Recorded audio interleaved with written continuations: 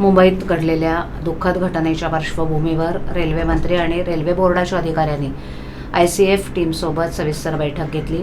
या बैठकीत मुंबईतील लोकल नॉन AC गाड्यांमध्ये स्वयंचलित दरवाजे बंद करण्याबाबत चर्चा झाली।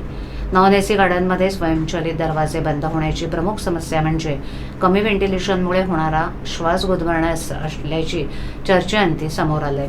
सविस्तर चर्चेनंतर असं ठरवण्यात आले की नवीन नॉन AC गाड्या अशा डिझाईन आणि उत्पादित केल्या जातील जिथे 3 डिझाईन बदलांचा वापर करून व्हेंटिलेशनची प्रमुख समस्या सोडवली जाईल।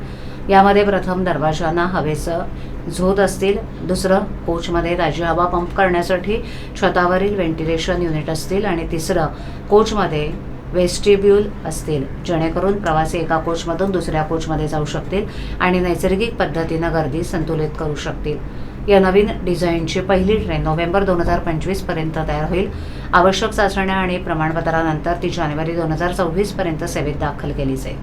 मुंबई उपनगरीय सेवांसाठी तयार केल्या जाणाऱ्या 238 AC गाड्यांव्यतिरिक्त या ट्रेन असतील।